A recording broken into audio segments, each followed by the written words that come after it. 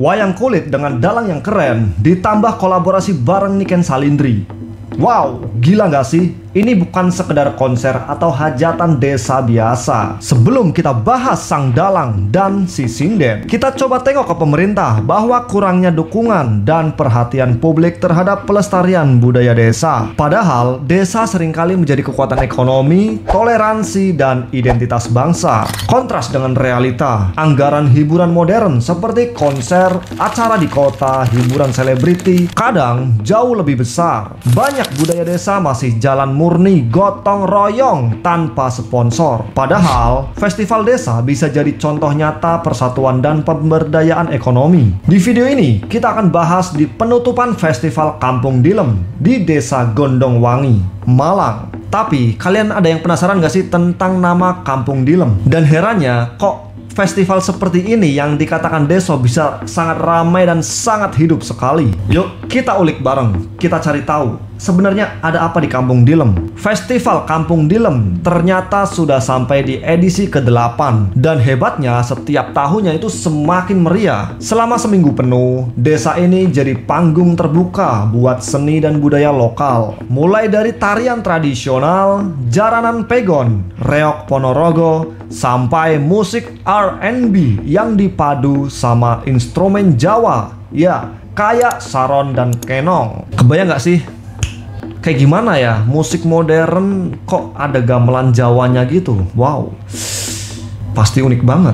Dan puncaknya, wayang kulit yang dikolaborasikan dengan Niken Salindri. Suaranya itu, kalau kalian yang denger langsung semuanya, konon bisa membuat merinding.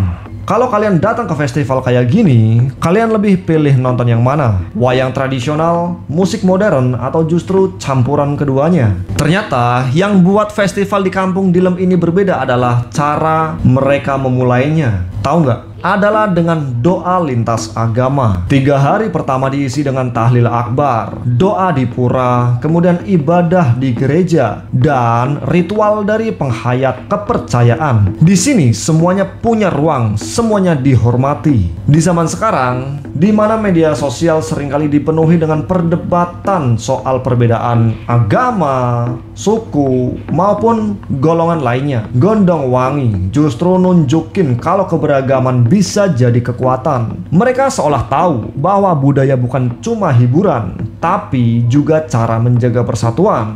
Kalian pernah gak sih ngalamin momen di mana orang-orang berbeda kepercayaan tapi bekerja dalam satu forum, apalagi dibalut dengan kebudayaan nih? Dan ternyata rasanya tuh ngelihatnya tuh adem banget. Perlu kita ketahui bahwa festival ini memiliki akar sejarah yang sangat dalam. Jadi dulunya desa ini punya tokoh leluhur yang mereka sebut Mbah Dilem. Nah, Mbah Dilem ini ternyata adalah orang pertama yang babat alas, alias pendiri desa. Kata Dilem sendiri artinya wewangian, dan nama Gondongwangi dari kata gondo yang artinya aroma, dan wangi yang artinya tentu harum. Filosofinya adalah desa ini pengen dikenal sebagai desa yang wangi tentunya. Bukan cuma secara bau-bauan, tapi juga sikap dan perilaku warganya. Asli, menurut aku ini dalam banget. Kayak ngingetin kita bahwa identitas desa itu sangatlah penting. Kenapa? Karena untuk menjaga kekompakan dan membentuk karakter atau identitas desa itu sangatlah sulit. Gimana dengan desa atau kampung kalian? Sudah seharum Kampung Dilem belum? Selain melestarikan budaya, festival Kampung Dilem ini juga jadi mesin ekonomi. Adanya stand UMKM ramai diserbu pengunjung, makanan laku keras, kerajinan terjual, dan yang bikin salut adalah semua persiapan festival ini murni gotong royong warga Kampung Dilem. Nggak ada itu namanya IO fancy, nggak ada sponsor gede-gedean. Nah, keren kan?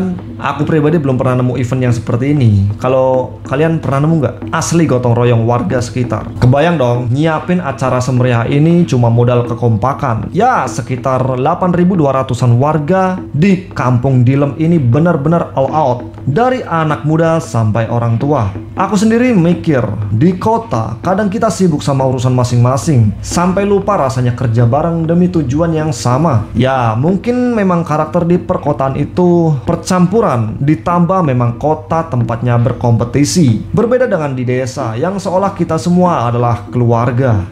Ngomong-ngomong, kalian ada di tim yang mana? Kerja bareng agar semua terasa ringan atau mending kerja sendirian? Ya, biar cepet.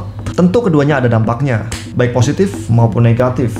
Kita lanjut ke malam puncak yang ditunggu-tunggu telah tiba. Wayang kulit dimainkan sama Ki Tantut Sutanto. Kemudian disusul oleh Niken Salindri yang telah naik panggung. Musiknya jelas, ceritanya, suasananya itu seperti nyatuin semua orang di satu tempat. Bukan cuma hiburan, tetapi momen dimana semua perbedaan setiap orang itu kayak hilang ataupun campur lebur. Ada yang cuma tertawa, ada yang tepuk tangan. Namanya juga festival atau kemeriahan bersama ya, semua bercampur jadi satu. Karena apa? Rasa bangga jadi bagian dari desa itu. Bersama Ki Tantut Sutanto dan Niken Salindri di tahun 2025 ini, beliau berdua sungguh warga Indonesia yang sangat luar biasa. Festival Kampung Dilem ngajarin satu hal penting. Kalau budaya dijaga, identitas diperkuat, dan warga mau bareng-bareng, gak ada yang gak mungkin. Jadi apa yang bisa kita pelajari dari Kampung Dilem ini adalah, apakah kita adalah seorang warga yang cukup wangi untuk sebuah desa atau mungkin di mana kita tinggal. Tentu bukan cuma buat diri sendiri,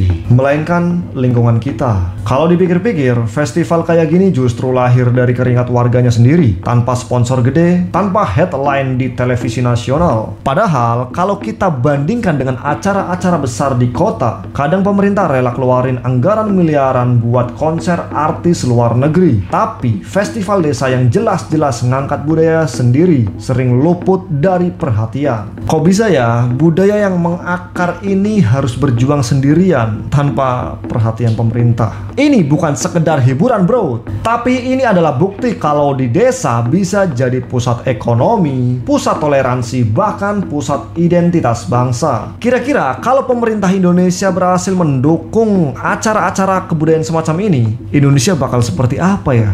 Tentu seperti Jepang. Modern tetap berbudaya.